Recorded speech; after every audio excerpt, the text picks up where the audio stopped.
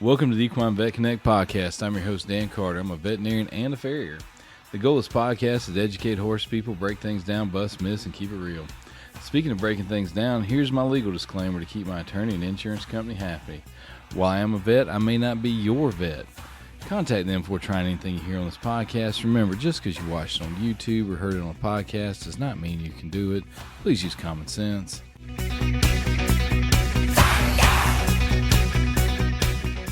All right, welcome back to the Equine Vet Connect podcast. We're here in the studio, also known as Treatment Room 1. I'm Dan Carter. I'm your host. I have with me Dr. Caitlyn McCaulley. Good morning. Good morning. How are you today? Good. How are you? Good. It's a beautiful day outside. Fall is in the air. Football season has started. Oh, yeah. Dr. Caitlyn is an Auburn grad. I am War Eagle. Yeah. Gross. Go Dogs. That's okay. I don't pull for Auburn's football team anyway. It's all right. I don't blame you. Don't tell me you're the Ohio State. Sure am. Buckeye through and through. Oh, wow. So you're all about being overrated and underperforming then? I mean, I don't know about underperforming, but... Well, I mean, the toughest game you play is like Dayton. Like, nobody even knows where Dayton is. But before we get too distracted, let's roll into... Sorry, we got a great topic today. Yep. I think if you're a horse owner, you have probably dealt with this. We're going to talk about colic. We're going to dig into what colic is, what can cause it, what can be done, things to watch for. I think it's going to be a really great episode. So... Dr. Caitlyn, let's dive into it. Colic. Yeah. So colic is basically a broad term or an umbrella term, I like to say, for abdominal pain. So I don't know, how they teach you on this side of the Chattahoochee, but I was always taught to kind of break it down from there into three main categories. So you've got, stomach and small intestine is kind of how I group them because they're close neighbors and they work well together. And then you've got large intestine, and then you've got kind of your red herring issues or things that, the horse presents and you think it's abdominal pain and you start digging around and it's something completely unrelated to the abdomen or unrelated to the intestinal tract, I should say. So yeah, there's lots of issues that can come around in each of those categories. So we can kind of go through and think about those different diagnoses. So kind of starting from the beginning with the stomach. Yeah, I agree. I mean, that's the way I look at it. I look at colic as this is where we get to be plumbers, right? Yep. We're dealing with the flow. It starts with the mouth, runs from the mouth to go to the esophagus, to the stomach, small intestine, head and large intestine, and out the back end. Yep. Something along there is not working like it should. Correct. And we had to go figure out where that is, right? Exactly. Yeah. So I think, horse owners, they hear about colic and they kind of live in fear of a colic. And, for me, it's one of those things that's like it's a big puzzle. I like internal medicine and it's a big puzzle, and you have to put all the pieces together to kind of make that diagnosis and figure out where along that, 175 feet of gastrointestinal tract things are not working like they should. Yeah, So that is interesting you brought that up. Is we are dealing with 175 feet of pipe. Yep. The crazy part is all that intestine's wound up in there. We got 3 points of attachment. Yeah. That's it. Yeah. It is truly, if you're an engineer, this is not what you would design. No. So, No. So we say the word colic. We talk about abdominal pain. They're hurting. They just don't feel good. So let's talk a little bit about how we can get there. Things that occur. Yep. Let's start with the stomach. All right. Yep. So common reasons for colic in the stomach. So things that I see a lot, mild things would be gastric ulcers. That is one that we think about if you've got a horse that's kind of having mild recurrent episodes of colic. These guys typically will get, they'll eat a little bit of their grain meal and they kind of go off and they get a little uncomfortable, and then they'll come back and they'll take another mouthful or things like that. We talk a lot about performance issues with gastric ulcers and, mild signs there that we can kind of pick up on, but that's one that I think about for sure. Gastric impactions, I saw a lot of them when I was in South Carolina.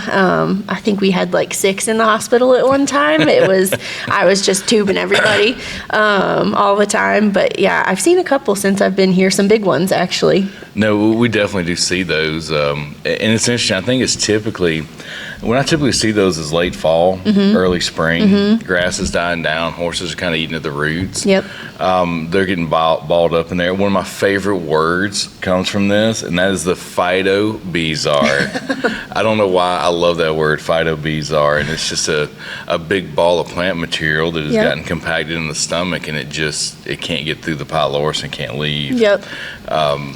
So yes, definitely look for those phytobizars. Yeah. Stomach ulcers. I relate this to a lot of people. Like if you ever had a little acid reflux after you've eaten, when you're reaching for the Tums, you're probably experiencing some degree of gastritis or gastric ulcers, and we're going to do a whole podcast just on that. Yeah, that's a whole topic. That's probably a 3-part series. But yeah, absolutely. Yeah. Outflows, obstructions in the stomach. Yep. Those are definitely something we need to be on the lookout for. Yeah, your delayed gastric emptying is a problem. So. And I hate to skip around a little bit, but let's talk about one of the more common things. We're going to jump over the small intestine real quick. Let's jump into that large intestine, because I feel like that's where the majority of the cases we see are going to be in that large colon, in the cecum. Yeah. Gas colics. Yeah, good old spasmodic colics. So they, like we said, there's 175 feet of intestine, and it's all jam-packed into basically a 55-gallon drum. So you kind of imagine that, and there's not a lot of extra space for things to happen. So, we get uncomfortable when we get a little gassy, we get a little bloated, and things are not super comfortable, and they are the exact same way. They've got big gas bubbles that move through, and as they move through that intestine and it's fighting with all that compacted space, they get very uncomfortable. They can be pretty dramatic about it. I've seen some that you get there and you're like, oh my gosh, the client's telling you, they're throwing themselves on the ground and they're pawing and they're just really unhappy, and then we get there and everything's not really super exciting. You get there, you run your exam, you do the rectal, you feel that gas up colon, you're like, oh, he's got a gas colic, and the client's like, oh, so you mean to tell me a horse has to fart? And I'm like, yeah. But it happens a lot because horses are colonic fermenters. What that means is the way they're able to digest hay and grass is it passes through the small intestine, gets into that cecum and colon, and there's actually 1 billion bacteria per mil of fluid in that colon and cecum. Yep. And these bacteria's job is to take that cellulose, that fiber portion of the hay or grass, and break that down into VFAs, into usable substrates so the horse can actually use for energy. It's why they can eat grass and hay and we can't. Nope. We don't have that. So one of the byproducts of fermentation is gas. And so that has to move through. And when it doesn't, we get those old spasmodics and we get those gas colics. So then the other thing that can another issue that we commonly see in that area too is impactions, right? Yes, all the time.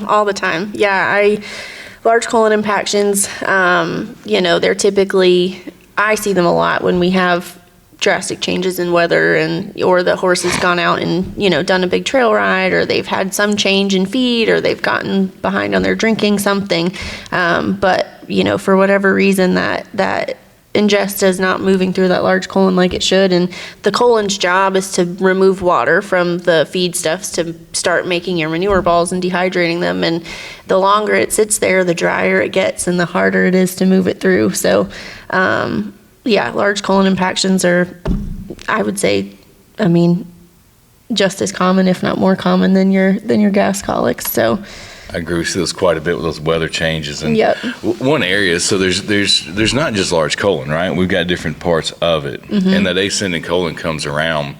And over on the left side of the horse is that dreaded pelvic flexure. Oh, yes. Not only are we squeezing this ingesta uphill, but we're going to narrow it going through the pelvic flexure, right? And we're going to make it do it really tight turn. Make it do an uphill U-turn. It's a fantastic design, right? No.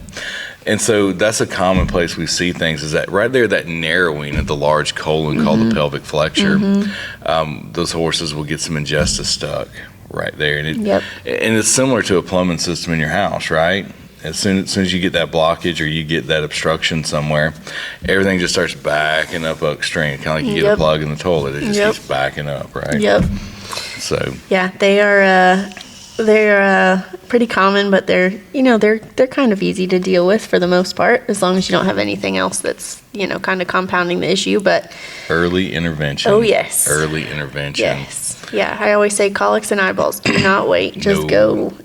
Not wait and see moments. No, definitely not. So cecum, very similar. We got this big blind pouch that goes in the top, but also comes back out the top. Yeah, and it's the size of a 4-year-old human in there. Huge. I can remember taking them out at surgery, and you're in there with 2 hands, and you're like lifting this thing out of the belly. They are heavy. It's a pretty massive structure, and it can also get impacted, and that's always that's usually my more difficult one. Cecal impactions are some of the ones that I feel like have the propensity to get. They kind of sit there and smolder, right? Because a lot of times it's that very far in that we can't feel. They're getting impacted, and then that ingest is just slowly building up inside that cecum. On top of it, And a lot of times by the time we can really feel that cecum, this has been cooking for a while. Yeah, and it's full. Yeah, I live in fear of a cecal impaction with a hospitalized case. Got to get those guys out and moving. Get them moving, get them drinking. We'll talk about that shortly. So another place is the small intestine. So we'll bounce back up front. So in front of that large intestine, so between the stomach and the large colon, cecum. We've got about 70-something feet of small intestine. 72, 75, somewhere in there. And we break it up in 3 parts, right? We got the duodenum, that's right where it comes out of the stomach. The bulk of it lies in what we call the jejunum, which is just some small intestine. Then right before we get to that cecum is the good old ileum. And we'll talk about that ileum in particular. But what are some things we see with these small intestines? Yeah, so small intestine, it can do a lot of things that it shouldn't.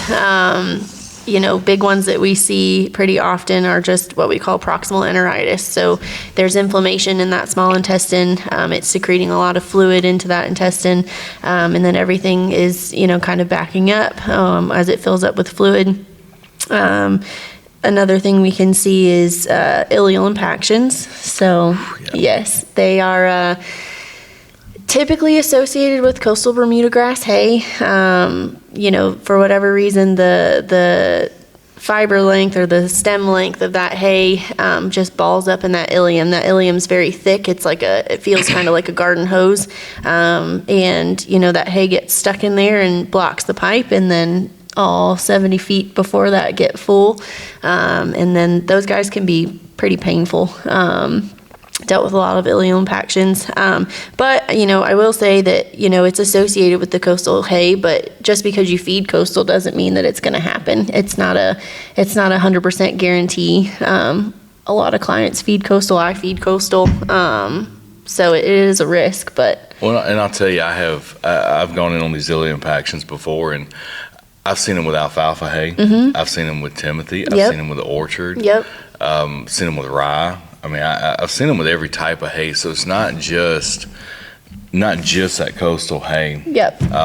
Coastal hay does tend to have a propensity for it. And again, we think it has to do with more of that fiber size, like you were saying, that longer, stringier, firmer, stemmier. Not a lot of leaf on the hay, but more of that stem part of that Bermuda hay that tends to predispose them to it. But like I said, I've gone in, we've opened up an ileum before, and it's packed full of alfalfa. So it can happen with any hay, but the coastal does tend to be the culprit. More of a culprit. So. And it's kind of a red flag for me. Like, it just ticks off a little thing in my brain if somebody's feeding coastal and the horse has small intestine and they've got, all these things. I'm going down my list and I'm like, oh yeah, that bumps it up a little bit on my differential list. But it's, like I said, it's not a shoe-in. Just because you feed it doesn't mean you're going to have an ileal impaction at the end of the day. No, I agree. Some of the other causes we've got, older horses.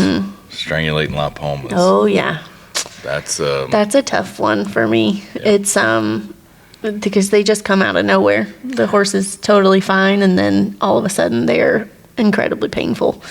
Those lipomas are they're these fatty tumors that come off the mesentery. The mesentery is sort of the sheet that holds all the small intestine together. They get these fatty tumors coming off of that mesentery. Yep. And I equate it to if you were to take a gym sock, put a tennis ball in it, and it's just it can swing around in there. Yeah. And eventually it just loops over the small intestine. It's almost like a lasso. It just loops over, ties itself in a knot. Yep. And I think the hardest part is it's not like we can find those unless we go to surgery. Exactly. It's not like we can look at these horses like, oh, you've got lipomas.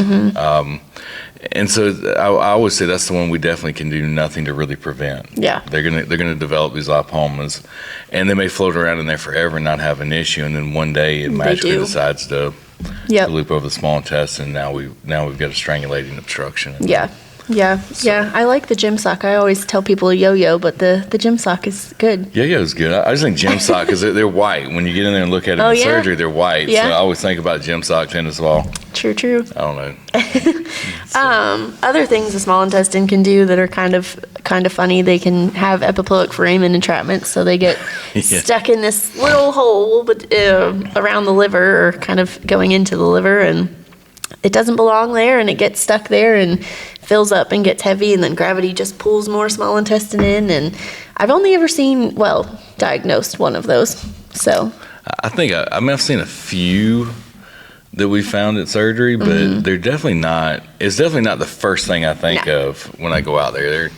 They're pretty uncommon. No, it would take a while to cross that one off your bingo card, I think. I think so. Yeah. I think so. And then mesenteric rents. Yeah, that's where I was going to go next. Yeah. Mesenteric rents. Basically, like Dan was saying, you get your mesentery is like a big sheet that's got all your blood vessels and lymphatic vessels and lymph nodes and everything that kind of holds the small intestine or fans the small intestine. But sometimes they can get a little tear in it, and then that small intestine just weasels its way on through the tear, and same thing, just gets, pulled in, and it ends up being strangulating. And so that trapped section of small intestine loses its blood supply and, can't participate in the normal plumbing system. So, those mesenteric rents, again, you have no idea they're there. No. They're kind of like a little sleeper. Yep.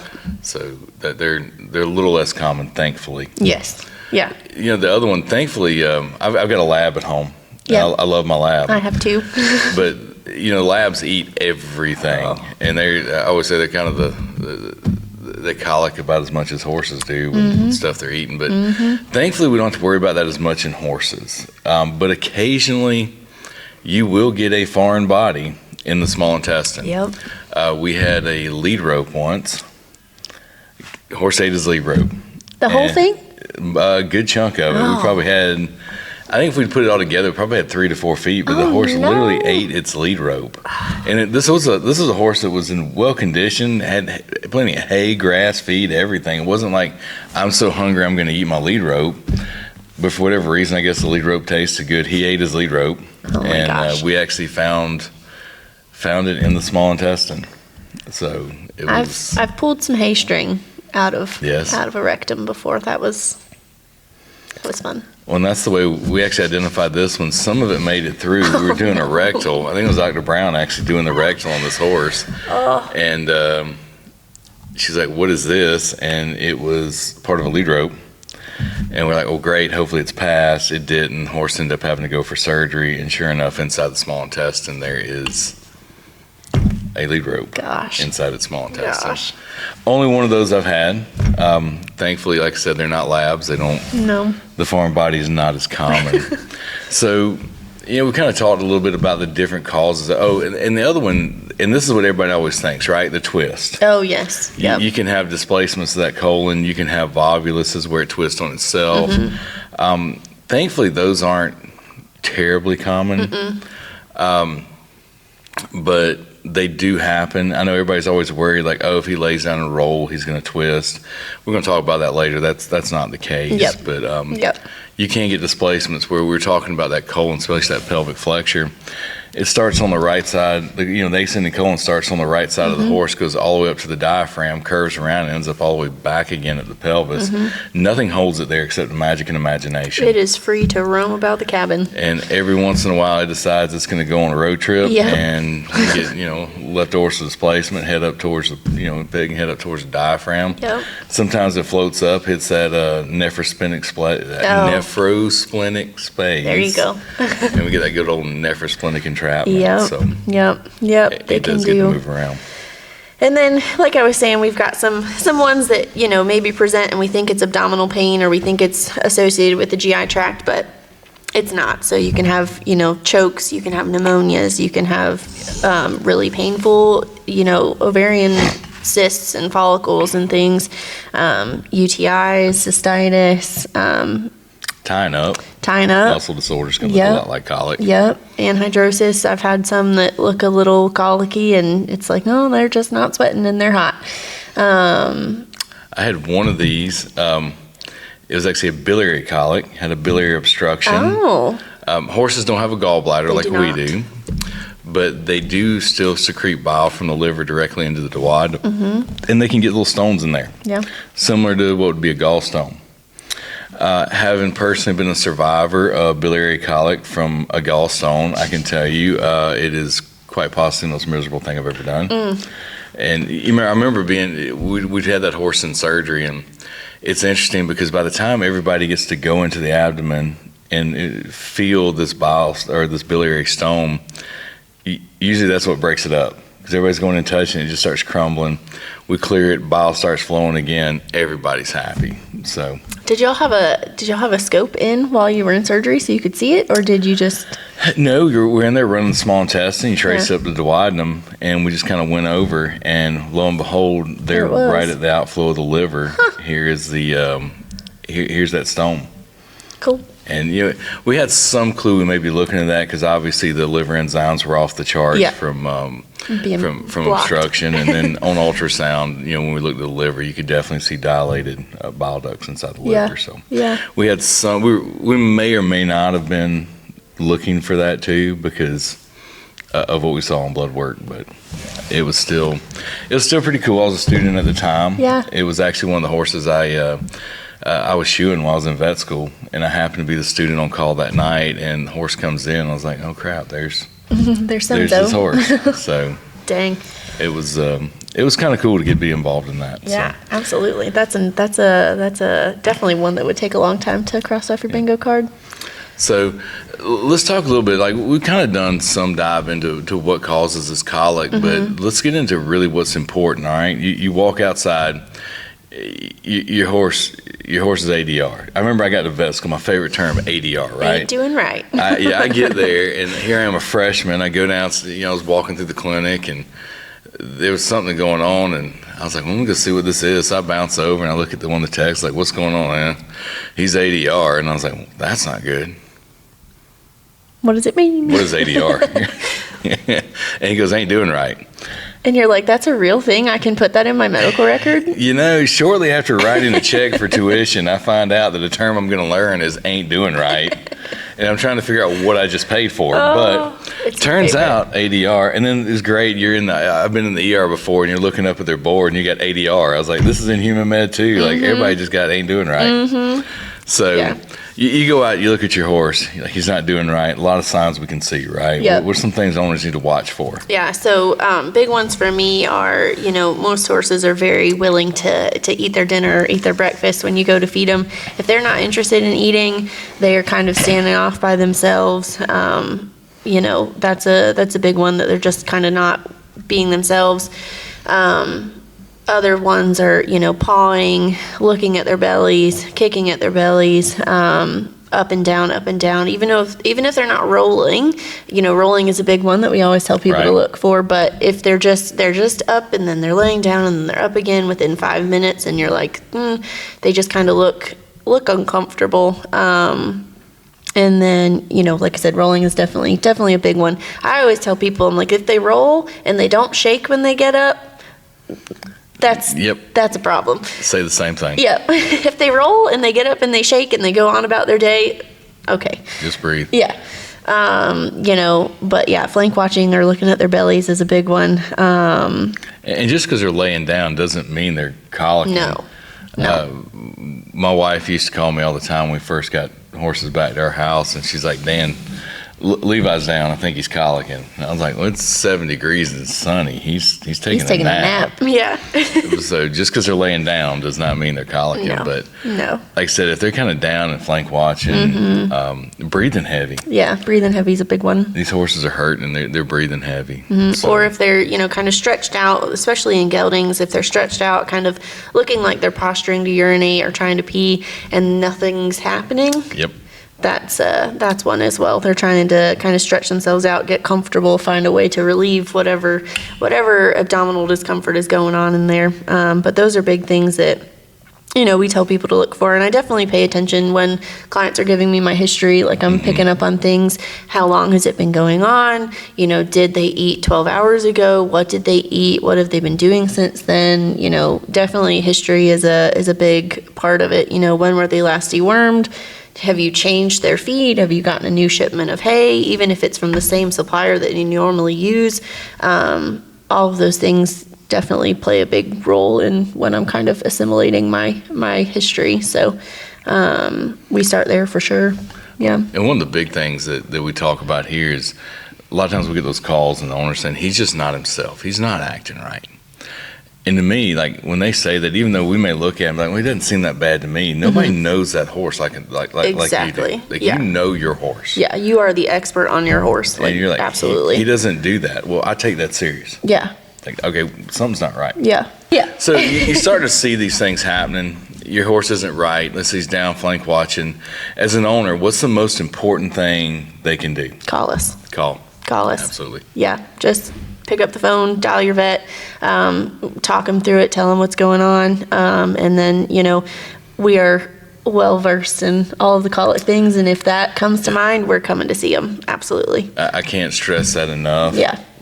Early intervention is the key because our whole goal is to avoid certain things that we'll talk about later, mainly surgery. Yep. Early intervention. Cannot stress that enough. Colics are not wait and sees. They're pick up the phone and call. So you notice these things, pick up the phone and call us. Yeah. A lot of times with our busy schedules, people have horses at their home, and when they get home, they may notice these horses are colicking, and they're unsure of how long it's been going on. And that's why I really push, like, yes, you've only seen it for a few minutes. You're thinking, wait and see. Well, this could have started at noon, and just nobody noticed. Yeah. So early intervention, pick up that phone, call the vet. Like, that's what we're here for. Yeah. We're going to talk to you. If we go through things and we feel it needs to be seen, we're going to tell you that. We want to get out there. We want an early intervention, get these horses on the right track. Absolutely. So y'all have done the most important thing. The owner's picked up the phone. They've called the vet. We've determined, like, yep, we need to see this horse. We're driving out there. You arrive on scene. What you going to do, Dr. Caitlyn? Yeah, all the time, every time I see a horse, I start with a physical exam. So for me in colics, I take my history into account. I get a general kind of look at the horse and my perspective on what they're doing.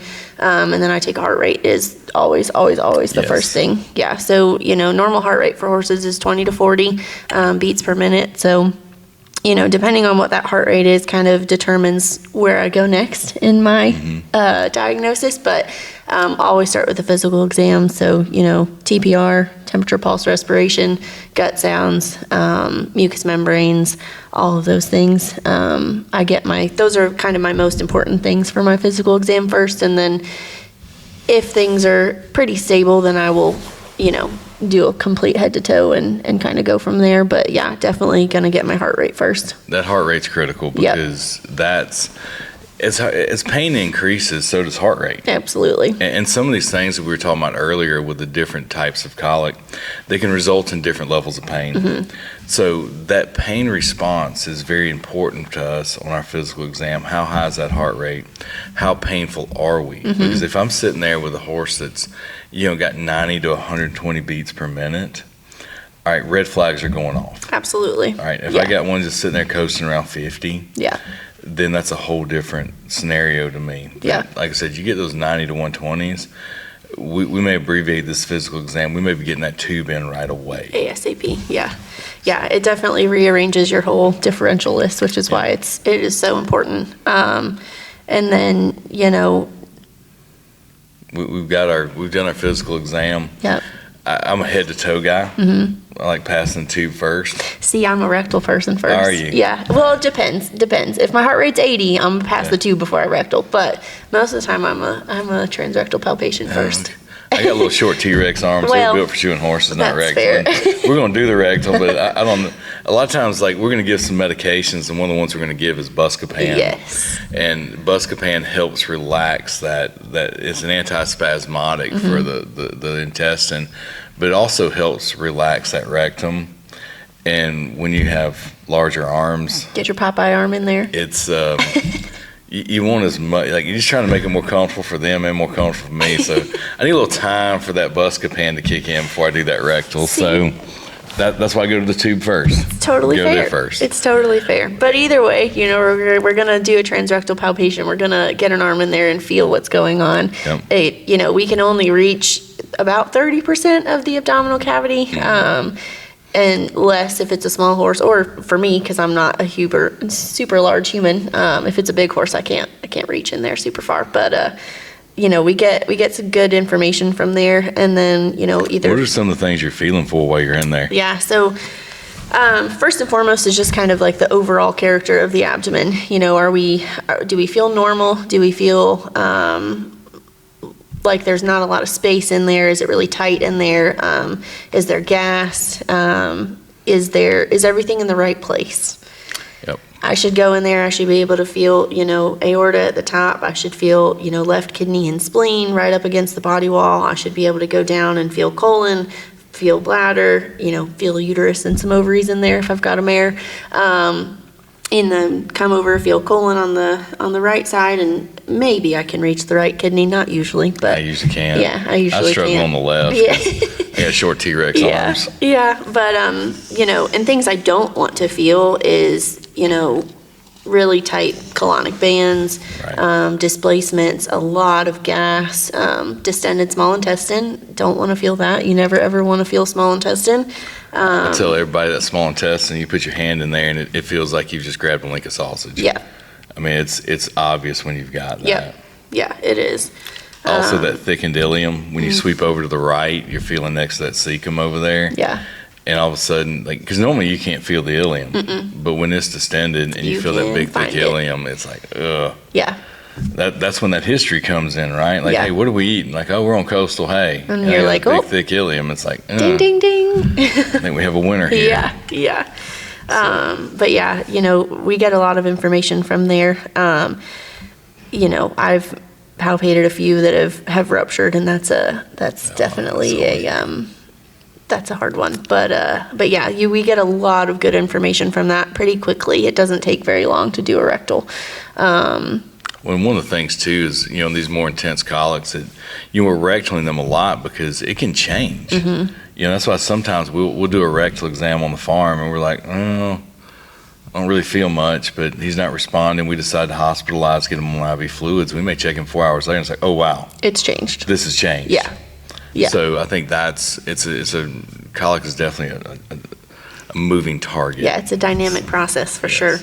But then, after we've done our transrectal palpation, or before we've done our transrectal palpation in Dan's case, we're going to pass a tube on him. So nasogastric tube. Nasogastric means in the nose, down the esophagus to the stomach.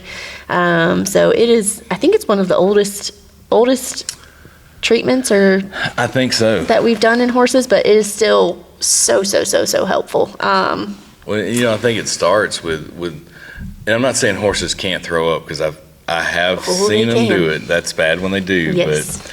But horses don't have the ability to, if they're backing fluid up into their stomach, they don't have the ability to throw up like we do, or dogs. Yep. So passing that tube to relieve any kind of pressure building up, it's important. Yeah, and especially, if you are dealing with like a proximal enteritis or something that is backing up all that fluid and dumping that all into the stomach, you get there and the horse has a heart rate of, 86 or 100, and you pass a tube on them and you get all that fluid out and their heart rate drops to 60 quickly. Yeah, and it's like, okay, we just bought ourselves some more time. Yeah. And it gives us an idea if we go through, if we've got distended small intestine, or let's say we don't have distended small intestine on our rectal exam, but we pass this tube and we get a lot of reflux back, it kind of gives us an idea of where we could be looking for this blockage.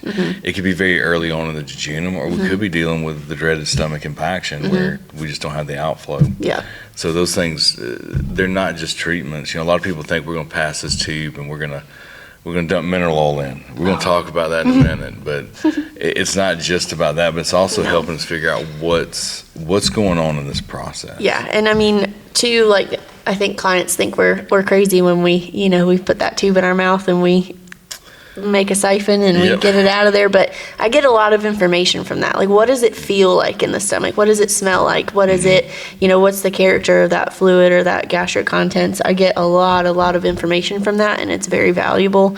And then yeah, we can, if we're able to, we can put some fluid in via the tube and get some treatment going there as well. So it's helpful not only in diagnosis but also in treatment. So some other things that we often do as well, that's obviously that's kind of the physical part of our exam, and then we've got the I guess the numbers part of our exam. Yeah. So we're going to get into some blood work. What are some things that we want to do? So on the farm, I will always run a peripheral lactate. Yes.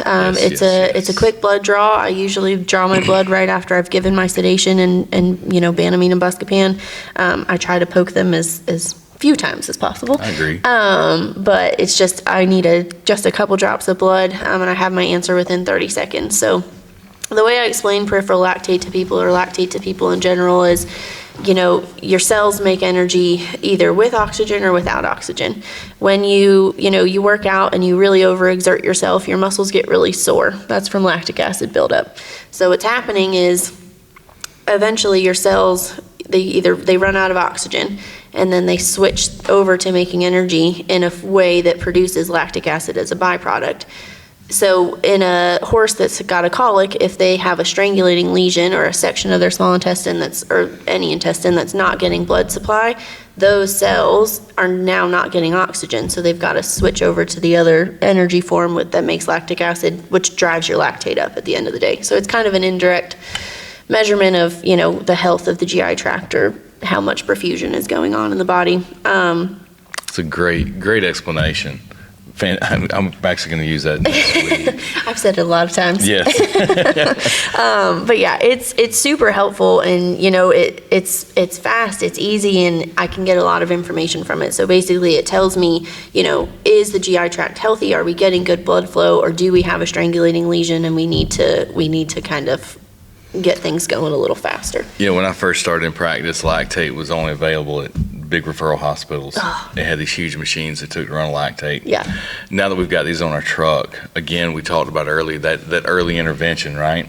Well, I see that peripheral lactate sky high, like it starts pushing up there 5, 7, even 10. I've seen it higher. Yeah, 2 or less is normal. I feel like we should probably say that. I probably should, yes. Yeah, 2 or less normal. Yeah. But I see that lactate going up, and I was like, okay, if we're going to do surgery, we got to go. Now's the time to do it. Yeah.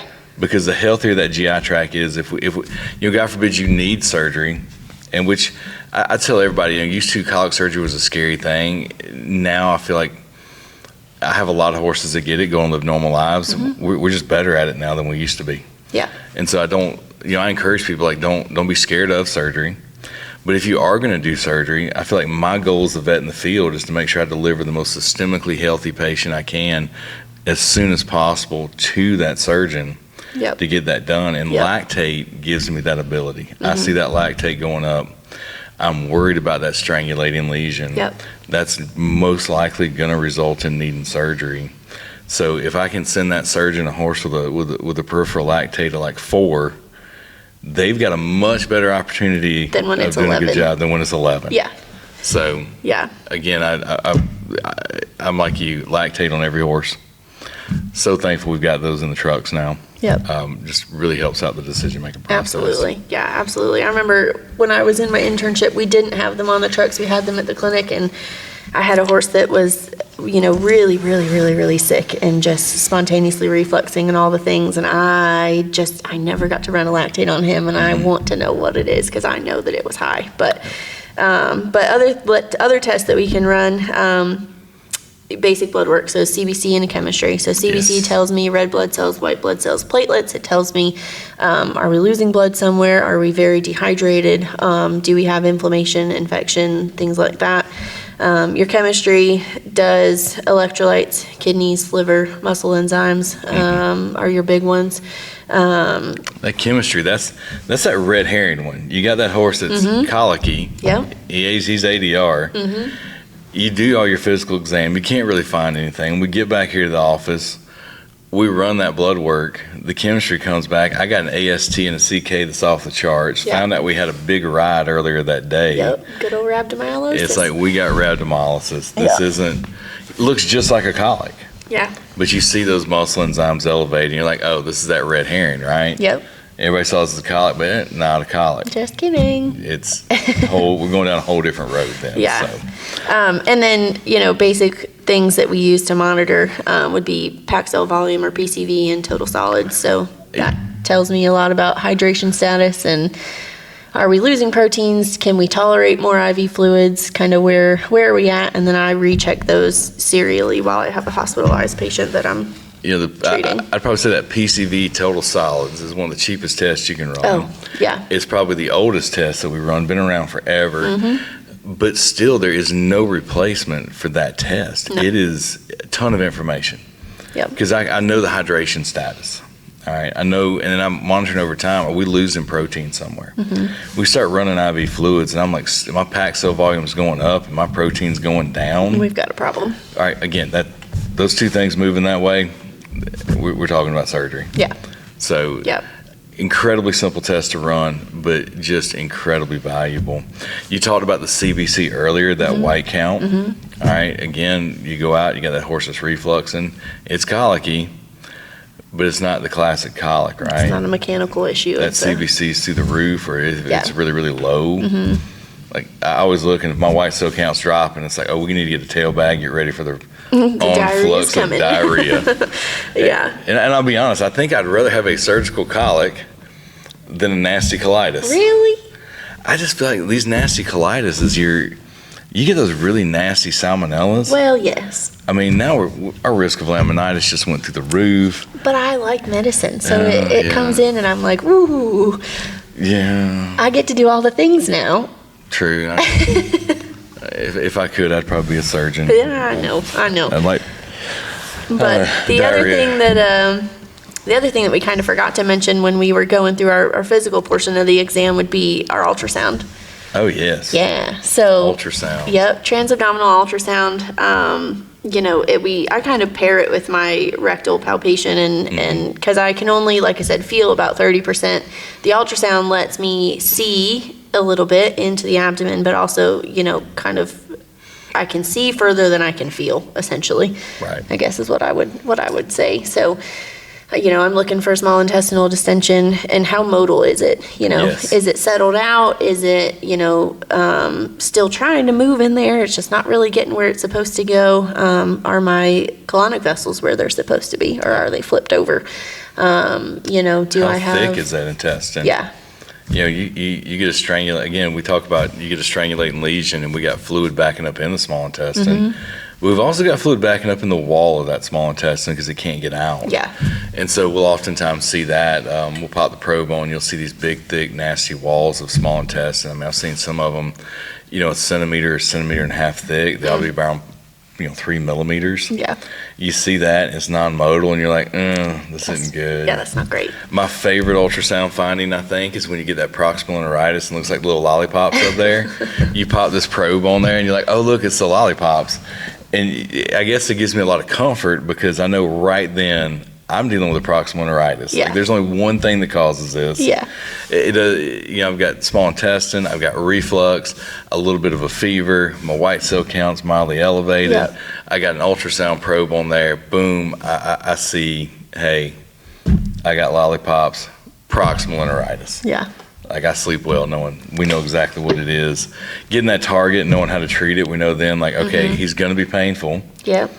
But we're going to manage him through with some fluids, plus minus a little antibiotic. Yeah. And we're gonna get through this. Yeah. But that's probably my favorite ultrasound finding. I just like it. Yeah. We can find other things, like I found a intussusception once on an ultrasound. Seen that in the foal once. Yep.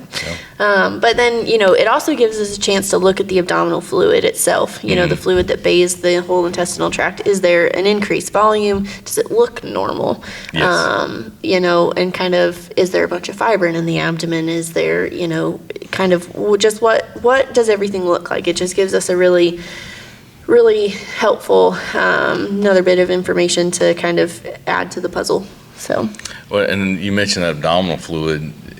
Getting a sample of that, we call it abdominocentesis. Sometimes you'll hear us referred to as a belly tap. Yep. Going in and getting a sample of that. Yep. That's incredibly valuable information, because sometimes you've got no white cells in the blood. You do that belly tap, and you got there they all are. They left the blood, and they're in there. They're in the abdomen. In the abdomen. So it's like, all right, mystery solved. Where did you go? You went to the abdomen. Yeah. That tells us something else we need to look at. Yeah, and then getting that belly tap done is it's pretty quick, and it's fairly easy to do, but it's absolutely invaluable. We look at the color of it, we look at the clarity of the fluid. That gives us a lot of information. We run a cell count on it, we see what that is, but we'll run a lactate on the belly fluid as well. And so we compare your belly fluid to your blood lactate, and if that belly fluid is 2.5 times your blood lactate, that is a strangulating lesion until proven otherwise. Yeah. So, again, that lets us get to that early intervention. Early intervention. You're going to hear that a lot. I'm not going to quit talking about it. Early intervention. At every step of the process. Yes. Yeah. Yes. Yeah. Yeah, I'll tell you, that's, again, I know I've already said it once, but having that lactate available and readily available on the trucks, in the clinics, we've got those little lactate kits everywhere. Having that information. Yeah. And another one I sometimes run is, I've got this fever. My white count really isn't doing anything. I will run an SAA, serum amyloid A. Gives us, it's probably the first lab value that gets elevated when our horses are sick, if there's an infectious process. Yep. So again, that SAA is 0. All right. It comes back 1,000. Okay, I'm hunting some kind of an infectious process. Yeah. So I'm saying, all right, we got to keep monitoring. We've got something brewing here. It hasn't shown itself yet. However, we're probably going to see it in the next few hours. So. Yep. Coming from South Carolina for a year and being in the Low Country, it's a beach over there. So I saw a lot of sand colics. So it is the easiest test in the world. You get some manure, you put it in a rectal sleeve, you put some water in there, and you let it settle out and see how much sand is in the bottom of your glove. Owners can do that at home as well. If you do have a sandy area, if your horses eat off the ground a lot, you can do a sand test, once or twice a year and just kind of see where they're at. But it gives us an idea, if we need to do things about that, or, if that could be what's making them uncomfortable, because that sand, it sits in the bottom of the large colon and it just scrapes everything and just makes it really unhappy. We used to see them out when I was in Arizona. Yeah. I mean, it is a beach out there, and we'd see these sand colics out there, and I'm talking about buckets of sand. Like, you would do a surgery, and it's like, holy crap, like, you're dumping this colon, and just sand is washing out. I mean, it's worse than the floor mats of your car when you've been at the beach. I mean, it is just sand everywhere. We had one that was literally pooping sand castles. I mean, there was very little manure in there. It was just sand. Yeah. So. And sometimes we'll see that as well on ultrasound. That's another one that gives you a lot of comfort on a colic. Is you put that ultrasound on there, you're looking at the colon, and I mean, it's just, you hit a wall, because the ultrasound won't go through sand. It sort of reflects everywhere and looks like a little starburst. Yeah. It's just sand everywhere, and you're like, mystery solved. Yeah. So. But then, your ultimate diagnosis is surgery or unfortunately necropsy at sometimes. But yeah, that's your ultimate. That is, you get your answer, and if hopefully it's surgery and we can get it fixed, and they can go on about their lives. But that is your ultimate diagnosis for sure. Well, I think that's the important part of doing these workups and using all the tools we have, because we're trying to make, I always say the first decision I'm trying to make is surgery, not surgery. Yep. And by having that diagnosis of what type of colic I'm dealing with is going to steer me that way. And I think, we talk about this a lot. We talk about the rule out list. Unfortunately, a lot of medicine is a game of exclusion. It's like, okay, we've got all these things we just talked about could be causing the problem.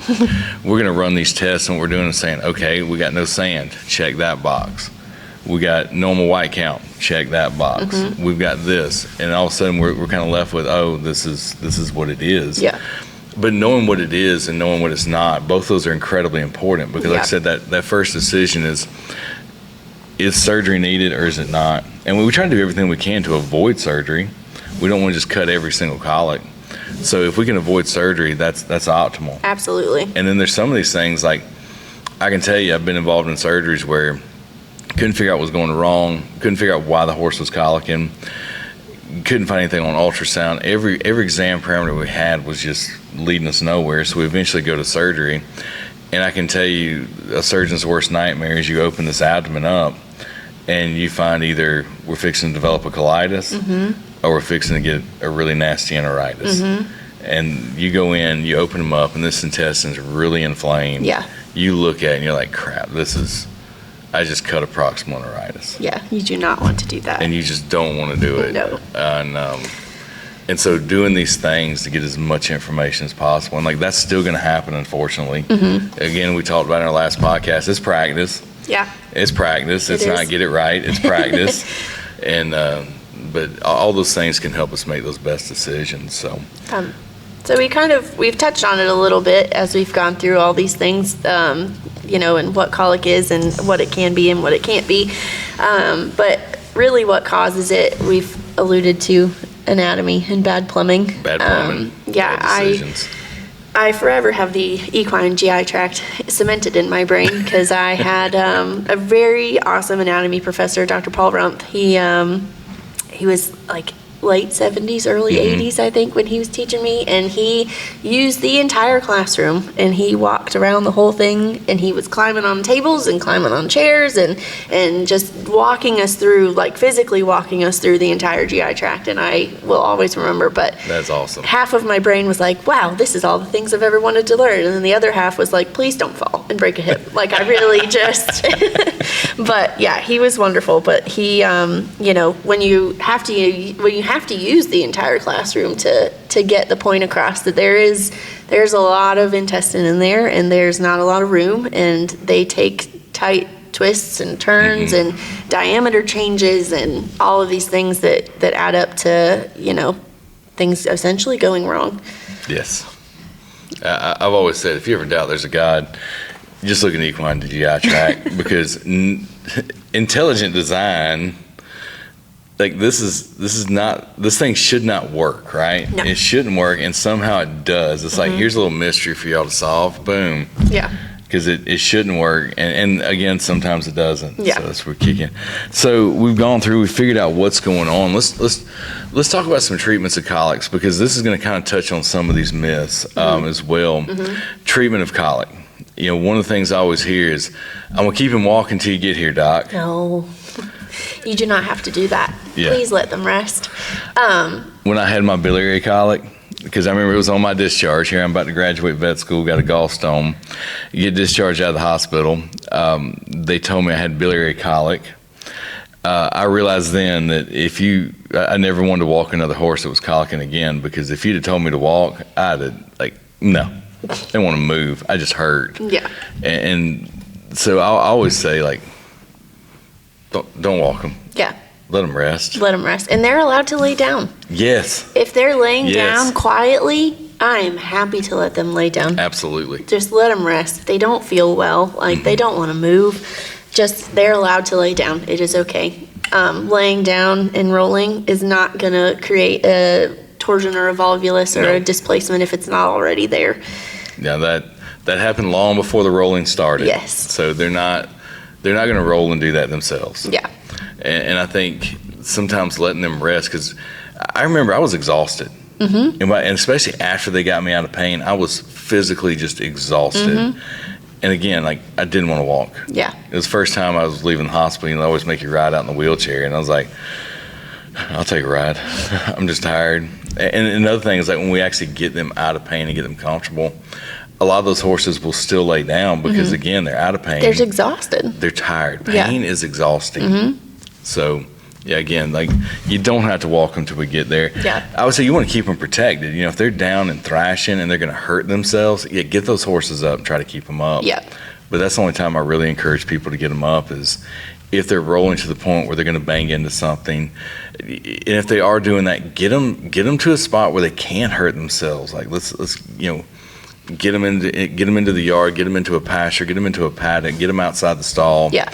If they're going down and up, then let's get them to a safe place where they can go down and up without hurting themselves. Or you. Yes. Yeah. Yes. The other one I would say, while you're waiting for us to get there is, unless we tell you to, please do not give Banamine or Bute or any type of NSAID. Yes. Can, if they have a fever, that's going to take it away. It can mask pain, it can mask lots of things. I want the full picture when I get there. Yes. I want all of the information at my fingertips, and then I will give them Banamine as soon as I can. Banamine does not cure colic. It does I not. think some people have this misconception that they're colic and I give them Banamine and Banamine cures it. No. It takes the pain away. It reduces fevers. But as we talked about earlier, how much pain they're in is critical for us. Yeah. And also having a fever, knowing that, like, the two most important things to figure out what we need to do next are temperature and pulse. Comfort level and temperature. That is huge. Yeah. When you give that Banamine before we get there, It changes it. we're not going to see the full picture. And again, we may see that horse and he seems fine. 6 hours later, he's not going fine. downhill again. Yeah. I look at that as now I'm 6 hours behind. And again, time is of the essence. So, Yep. yeah, I agree with you.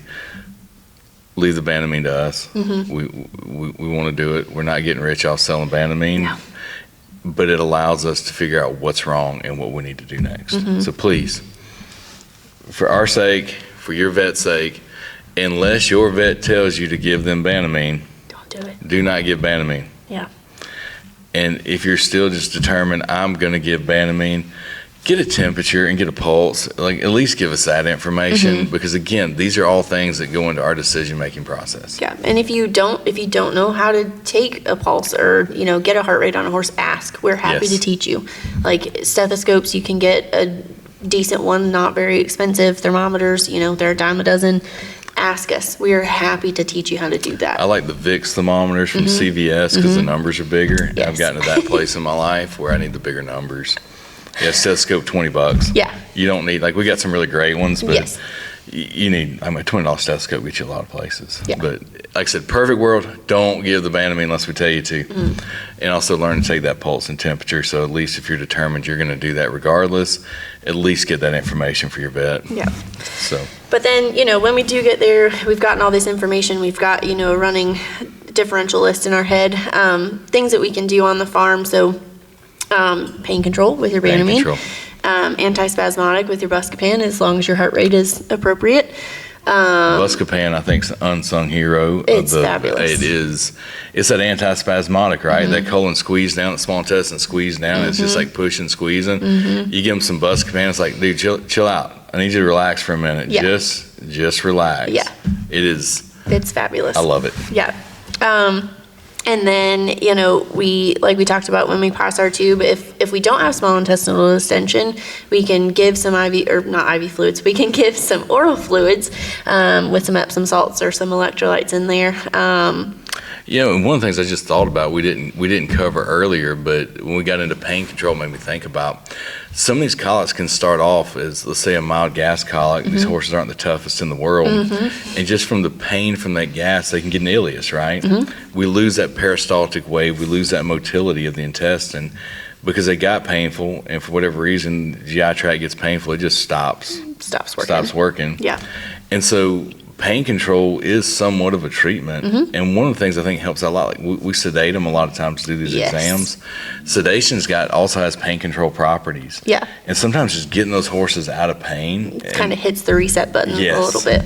And it's like, oh, wait a minute, I can start moving things through. Yes. I can start working again. Sometimes you just have to calm them down. Just like they get so frantic, and you just have to just take it down a level. Not horses getting frantic and panic. No. Even the GI tract's wired to go crazy. It is. But yeah, we can do oral fluids. We can do some electrolytes and Epsom salts in there. Mineral oil. I don't even carry it on my truck, Dan. I don't even know if we have it in the hospital, to be honest. I think we do. I quit using it, oh, Lord. My favorite. 12, 13 years ago. I think my favorite thing is, because I'm a little baby vet out here living life. And I, you get to these new clients and they're like, well, where's the mineral oil? And I get to explain that, the more that we've learned and the more research we've done, they used to pump horses full of mineral oil because they thought that it lubricated the GI tract and broke up impactions and just helped everything, be. I can remember working the sales in Kentucky. One of your jobs as an intern was we'd lube horses up before we put them on a trailer after sale. So yearling thoroughbreds, we were out there passing tubes on these things, pumping them with anywhere from, some guys wanted a half gallon, some guys wanted a full gallon. And they wanted these horses oiled up before they made the trip. And let me tell you, I did get really good at passing the tube. I'm sure you did. And my wife got really good at getting oil stains out of clothes. I think those are the only two good things that came from that. Yeah. But it's a marker, right? It is. It's a marker of transit time. Yeah. So I do have cases sometimes where I want to know how long it's taking the things to get from one end to the other. So that's helpful, but that's really the only thing that it does. That's it. Yeah. It's not lubing anything up. Nope. It's not curing anything. Nope. And the other thing I kind of think about was, I think about if I'm not feeling good, if my GI tract's a little messed up, a big dose of oil just does not sound just a big slime ball in there appealing. No. I mean, like, nobody's like, oh, I feel terrible, I need some KFC. Nobody says that. No. So no. I think, so then what I explain to people is that, we at this practice a lot of times give Epsom salts. So Epsom salts act as an osmotic draw. So like I said earlier, the colon's job is to remove water. And so what we do is we use the Epsom salts to pull water back into the GI tract, to rehydrate that large colon impaction, or to rehydrate whatever, manure, impaction, anything that's in there. It helps rehydrate it, break it up a little bit, make it easier to pass through. And it works. You can tell when the Epsom salt hits. Yeah, I think we talk about colics. We're going to talk about this a little bit in prevention, but also in treatment. I think the number one thing we can do is, for the majority of colics, hydration. Absolutely. Hydration. Absolutely. Whether that's oral fluids through the tube, and in some cases we need to pop an IV catheter in and get fluids into them. But I cannot stress enough hydration. Yep. Hydration. Yep. And so a lot of the ones that I've got the tube, when we talk about the Epsom salts, I'm giving a few gallons of water slow through that tube, as long as I don't have reflux. Yep. And I'm also mixing that Epsom salt in, because I want that water I'm putting in, I want it to stay there. Yeah. So. But that's why it's so important to know, is your Paxil volume elevated? Are you dehydrated? Right. Because then you're going to give your oral fluids, but you're not going to fix the systemic dehydration. Correct. So, we can run fluids on the farm. I've strung up fluids in a tree several times. So, we can run fluids on the farm. It is something that we can do. It's not my favorite thing to do. No, I can't encourage this enough. If you've got a horse, make sure you either have a trailer. Yeah. Or you've got access to a trailer, and if you don't have either one of those things, we've got shippers. Most vets do. They've got shippers. If we can get them into a hospital situation to run fluids, we can run fluids so much better. Yeah. And it also allows, like we talk about this Paxil volume, what is it, 50 yards from the treatment, the barn to the lab? Maybe. So we can run this PCV very easily. Yeah. We can monitor as we go through. We can just do such a better job if I've got them on fluids here than in the farm. Yeah, I think bringing them into the hospital really just allows for more intensive medical management, and we can add lidocaine for pain control if we need to. We can do repeated colic exams, so we can pass that tube, we can rectal, we can monitor everything, repeat blood work, and just we've got somebody here watching them that does it every day. Yeah. This is This is every day for us. We're not watching them questioning, is this normal or is this not normal? Like, we can see it and act. And so I think, if we can hospitalize them and they need to be, absolutely bring them on in. Well, and I think, one of the things you talked about is like repeated tubing. Some of these really bad colon impactions, not only do we have the IV fluids going, but we know oral fluids help more than anything to break those up. So we're using our IVs to get us systemically hydrated, but then we're steadily pumping those oral fluids in to break up these impactions. And if we can get those impactions hydrated, if we can get those to break up and we can avoid that surgery, that's a win for everybody. Yeah. I mean, even surgeons who love to cut, that's the reason they get out of bed in the mornings to go cut. Even surgeons, like if they can get that impaction to pass without surgery, that's their goal. Yeah. And these are people that all they want to do is go cut. Yeah. And even they're trying to keep from doing that. So early intervention, hydration. So. And I feel like a lot of times it's a lot easier to get a colic to resolve in the hospital than it is at home, because you have that early intervention, because you have that intensive management. So they're sick for less time and then they recover faster. And I think that's really important. But then, there are cases where we do have to refer. So correct. Horses that are extremely sick, horses that are extremely painful, if I can't manage their pain and I've done everything I need to do, even if I don't have the tick marks that are telling me to go to surgery, I'm sending them. Uncontrolled pain, I think that's number one indicator of surgery. Yep. Uncontrolled pain. Yep. And I tell people, don't be afraid of colic surgery. I can remember 20 years ago, colic surgery, big deal. Survival rate wasn't that great. Really now, I don't hesitate to send one. And really and truly, when you look at it, even from a cost perspective, the bulk of the cost for surgery is in the aftercare. It's in the medical management. The medical management. Well, and if you get them cut sooner, there's often less management. Less medical management. Yeah. And if you think about it, if you're like, well, I want to push him without surgery for it's our absolute last ditch effort. Well, if we've got these markers that say they need to have surgery, instead of having all that medical management on the front end, we've got these markers that say, hey, this horse needs surgery. Let's do the surgery, and then let's medically manage. Let's have a systemically healthy horse going into surgery. Everybody's happier. The anesthesiologist is happier. The surgeon's happier. Much more difficult to run anesthesia on a sick horse. It's much more difficult. They come out the back end doing better, and a lot of times then the people that take over after the surgery, their medical management's a whole lot easier because they're not trying to fix 10 different things. Correct. And so really your cost differential between intense medical management and surgery is only the cost of that surgery.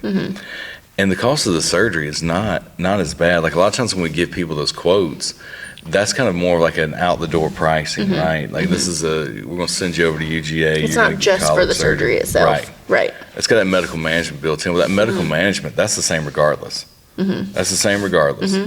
I'd probably say less than 25% of that total bill, probably 25% of that bill is the actual, we went to surgery and did surgery. The rest of it's that medical management afterwards. So that's one thing I can't encourage enough is don't be afraid of colic surgery. Really, we've gotten a lot better at it. Our survival rate is much higher. I think twofold, we've gotten better at colic surgery, and then two, having all these tools at our disposal so that if they do need surgery, we're getting them there sooner, where we got healthier horses. That was a big thing I noticed. Like when I was in Kentucky, our survival rate on colics was, fantastic. But we also had a huge population of horses, and the bulk of them that were coming into where I was at were coming from 30 minutes away. Right, you were close. So again, we're identifying factors that said they needed surgery. It was a 30-minute ride. And we're lucky because we're most of our horses are within an hour of UGA where they can get surgery. And so we can get them there soon. I think about the people that are out in, like middle of nowhere, Georgia, like you get down around Waycross. You're a 2.5 hour ride. So by the time that you realize this horse needs to go to surgery, you're a 2.5 hour ride to get there. Well, we're just getting worse on the way. So really fortunate in this area that, we can get ours there quickly. And again, if you've heard it once today, you've heard it 100 times. Early intervention, early decision making. Yeah. And one of the things I ask people when I start working up the colic and I get done, I was like, okay, we're going to decide now, is surgery an option? I'm not saying we need to go to surgery. Yeah. But right now, while everything's good, we're going to go ahead and make a decision if surgery's an option, because that's going to dictate how we manage things. Absolutely. And I always say, let's make that decision now, not hours from now. Let's make it now. And I recommend to people too, like, have that decision made before your horse even colics. Like, look at, kind of look at your situation and say, is this an option for this horse? If it's not, that's okay. Like, just be realistic and be reasonable, and, be upfront with us, but have a plan. Well, one of the things I encourage too is insurance on horses. Yeah. Because it really helps out with that decision. If you've got insurance and you know that all of a sudden that cost is not going to be overwhelming, it allows you to make a different decision. Yeah. Another form of insurance I've seen, and I really don't tout any supplements, but Smart Pack's got a colic care. Yep. I mean, it's $7,500 in colic insurance. I think they've taken it up to 10 now. Have they taken it up to 10? I think so. Yeah, you put them on. And people say, is the supplement good? I was like, I don't know, but where else can you get that much colic insurance for that price? Yeah. And I'm gonna tell you, it's legit. I've had people use it. They pay out. I've had people get a check before the horse even got home from the hospital. You do certain things. I think they require you to be on. I think it's the Smart Gut or it's something like that, or Colic Care or yeah. I think something like that. And Smart Pack's not the only one that has one. Several of them have it, but it requires that. It requires your regular vaccinations by your veterinarian. It requires you should be doing anyway. Exactly. Regular dental care by your veterinarian. Again, things you should be doing anyway. Correct. So you're already doing those things. You add in this product, and now you've got this additional coverage for colic. Yeah. And so it takes when you're trying to make that decision, is surgery an option or not? If you know you've got these funds over here, it becomes a much easier. It opens some doors, and because like we've talked about, like you can be doing everything right, and your horse can still colic. Yes. Like you can do all of the right things. You can keep them hydrated. You can do slow, gradual changes. You can,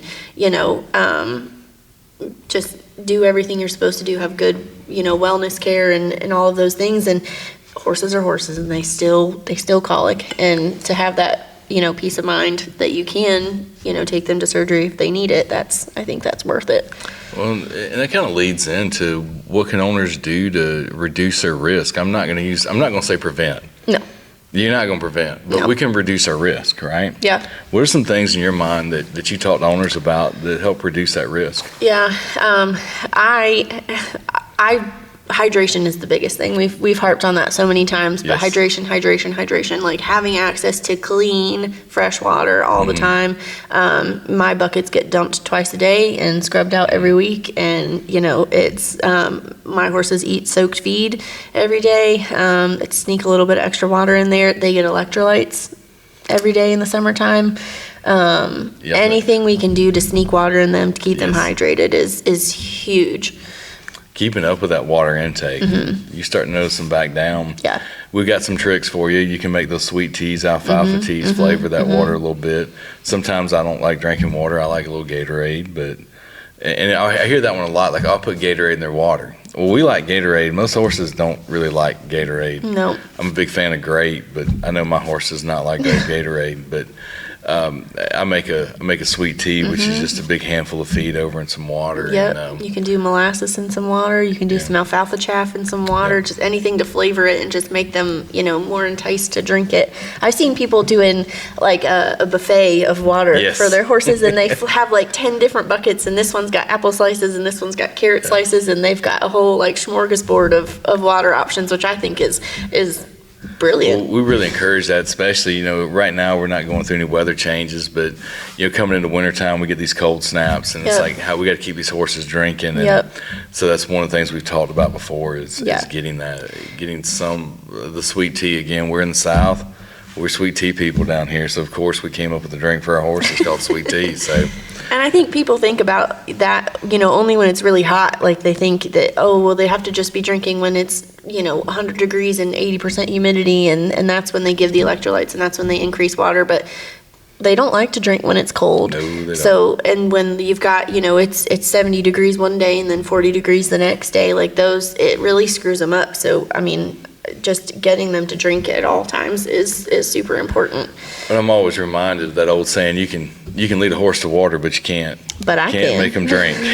I can, though. I can pass a tube and make them drink. That's my favorite thing to say. They're like, you don't want that water, I'll give it to you. Yep, I can make you drink. Yep. And again, a lot of times when we go out to see these colics, that's all it is. Yeah. They got dehydrated. Yep. They got decreased motility. Yep. We see them early.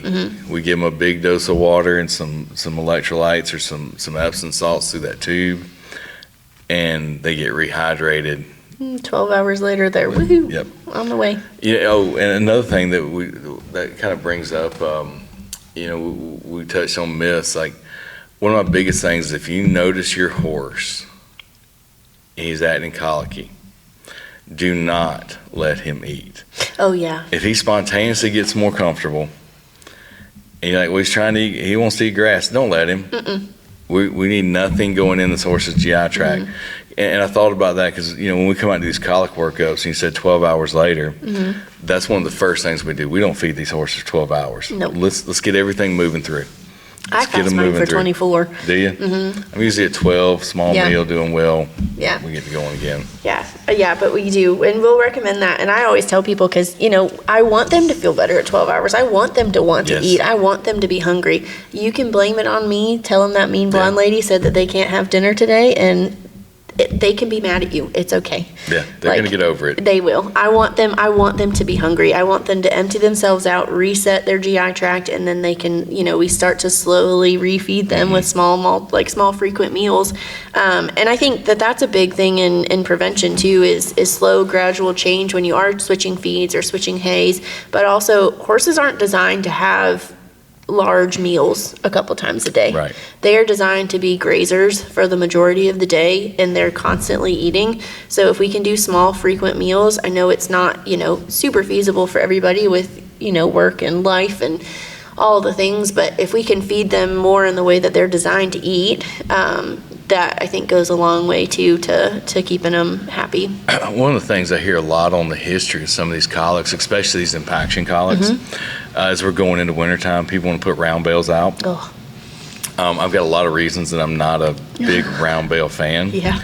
But you can feed round bales safely. You can.